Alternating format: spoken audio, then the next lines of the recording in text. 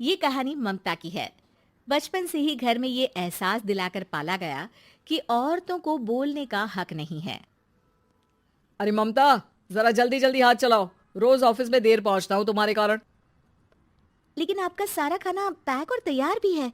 अरे जबान जितनी चलाती हो उतना अगर हाथ चलाती ना तो शायद घर को अच्छे से मैनेज कर पाती। क्या मतलब है? क्या नहीं मिला आपको? मुझे मुझे कौन देगा? ममता भागकर पति को मोजे देती है। वो हर किसी का ख्याल रखती, लेकिन उसके घर में रोज का रोना लगा रहता। अरे माँ, आज स्कूल में टीचर ने मुझे फीस के लिए डांटा। माँ, मुझे अच्छा नहीं लगता कि स्कूल में फीस के पैसों के लिए मुझे कोई भी बात सुनाए। अरे पर बेटा, ये तो पापा करते हैं ना, सारा ऑनलाइन। मुझे तो इसकी जानकारी भी नहीं है। हाँ हाँ, बना लो बच्चों के सामने मुझे बुरा। अरे करता तो मैं ही हूँ, माना, लेकिन मुझे कोई सपना थोड़ी ना आएगा कि बच्चों की फीस जमा करनी है। अरे बताओगी तो तुम ही ना। ममता की अब ये आदत में शुमार हो चुका था। वो हमेशा हर बात के लिए खुद को ही दोषी मानती। एक दिन वो पड़ोस की दोस्त से कहती है, समझ नहीं आता यार, मैं इतनी डम कैसे हो सकती हूँ। बात तो सही भी है ना।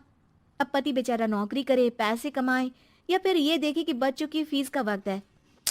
क्या करूँ यार। पता नहीं, मेरे पति तो सारा काम खुद ही करते हैं। वो तो कहते हैं कि तुम थक जाती होगी, सारा दिन घर बाहर बच्चे तो। अच्छा, ऐसे भी पति होते हैं क्या? अरे क्या बात कर रही है? भाई साहब कभी तुझे किसी बात के लिए सुनाते नहीं? किसने कहा नहीं सुनाते? अरे ये पति चीज ही ऐसी होती है कि बिना पत्नी को सुनाए उन्हें चैन की नींद कहाँ आती है। तो तू भी परेशान रहती होगी कि कैसे, क्या, कब भूल गई। अरे वो तो मुझे बस इस बात के लिए ताना देते हैं कि मैं वक्त पर खाना क्यों नहीं खाती या पार्लर जाकर अपनी साज सज्जा क्यों नहीं करवाती। पड़ोसन बोल ही रही होती है कि ममता के बेटे की आवाज आती है। अरे माँ, क्या हो गया? लग नहीं रहा कि आज आप मुझे पानी भी देगी। अरे कब से खाने के लिए वेट कर रहा हूँ। अरे यार, मैं चलती हूँ, बेटा खाने के लिए वेट कर रहा है, मैंने उसे खाना भी नहीं दिया। अरे 12वीं में पहुंच चुका है तुम्हारा बेटा, उसे बोलो खुद पानी लिया करे। मैंने तो अपने बच्चों को काम करना सिखाया है। अरे यार, खुद की भी तो कोई लाइफ है।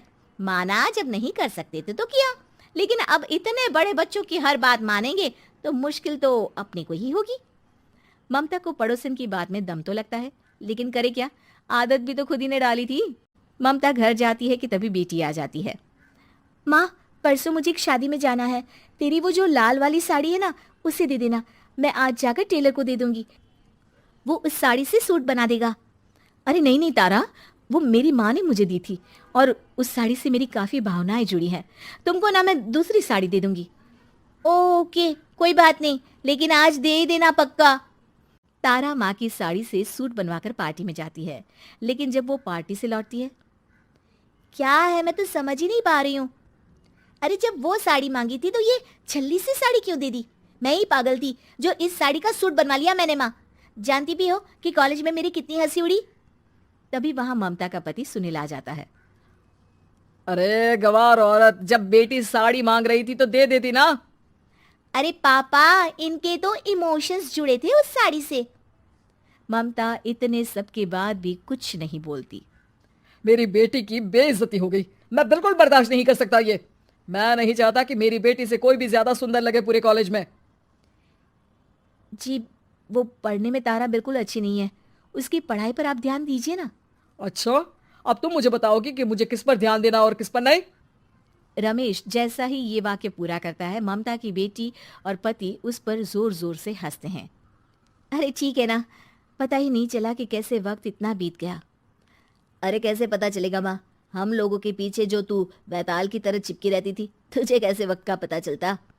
ममता को पहले सास ससुर, फिर पति और बच्चों की तरफ से इस तरीके की बातें सुनकर उसका मन बहुत दुखी रहता था। एक दिन, सुनो ना, बहुत दिनों से कमर के नीचे बहुत दर्द रहता है। कल मैंने देखा तो एक फोड़ा था। अरे ममता, एक बार अपने पति से बात करो, वो तुम्हारा फोड़ा डॉक्टर को दिखा देंगे। अरे नहीं नहीं, वो तो गुस्सा हो जाएंगे। अरे क्यों गुस्सा हो जाएंगे? तुमको दर्द है। हाँ, लेकिन वो यही बोलेंगे कि ऑफिस जाऊं या फिर तुम्हें लेकर डॉक्टर के पास। तो बेटे से ही बात कर ले। अरे वो तो मैं कर लूं, लेकिन फोड़ा है ऐसी जगह कि उसे बताते मुझे शर्म आएगी। लेकिन कुछ ना कुछ तो करना जरूरी है ना। ऐसे कब तक फोड़े के दर्द से तड़पती रहेगी? अब तो सोच रही हूँ कि इनसे बात कर ही लूं, वरना दर्द के मारे कहीं मर ना जाऊं। लेकिन शाम को, ममता, क्या किया तुमने आज? खाने के डिब्बे में कैसा खाना दिया था? दाल खराब हो गई थी। कब की थी? दाल तो मैंने सुबह ही बनाई थी, खराब कैसे हो गई? अच्छा सुनिए ना, मुझे कहना है कि अरे गरम दाल बंद करोगी तो ऐसा ही होगा ना। बेइज्जती हो गई सबके सामने मेरी।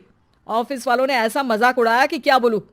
कल से ठीक से खाना देना है तो देना, वरना खाना देना बंद कर देना। बाहर खा लूंगा मैं।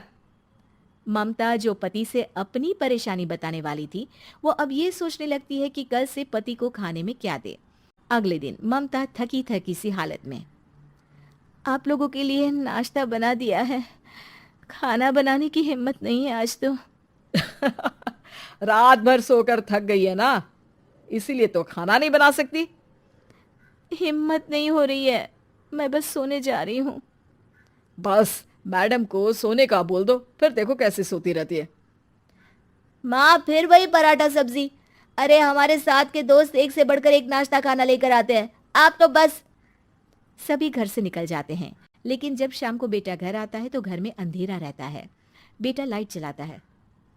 क्या माँ, तुम्हारा भी जवाब नहीं है बिजली का बिल बचाने के लिए? वो बोल ही रहा होता है कि सामने माँ जमीन पर लेटी मिलती है। वो उसके पास जाता है। अरे माँ, क्या हो गया माँ? तभी वहां पड़ोसन आती है। अरे बेटा, तुम्हारी माँ के पैर के पास एक फोड़ा है, जिसके कारण ये लगातार कमजोर होती जा रही थी। मैंने उसे पहले ही कहा था कि घर में बता दो, लेकिन तुम्हारी माँ किसी को तंग करना नहीं चाहती थी। तभी वहां डॉक्टर आ जाता है। अरे इनके ऑर्गन में दिक्कत है, कोई बात है जो इनके मन में खटक रही है। अरे नहीं नहीं, इसके मन में कोई बात नहीं है, कोई काम है नहीं ना इसके पास, सारा दिन बस घर में ही रहती है।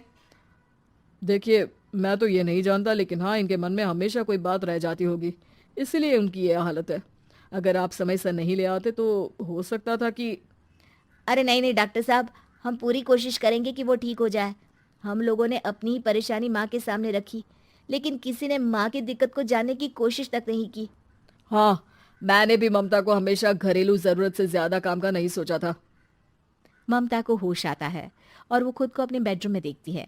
वो उठने की कोशिश करती है कि माँ, अब आप नहीं उठेंगी, हम लोग है ना, हम लोग आपको पूरी तरह से खुश रखने की कोशिश करेंगे। Please subscribe.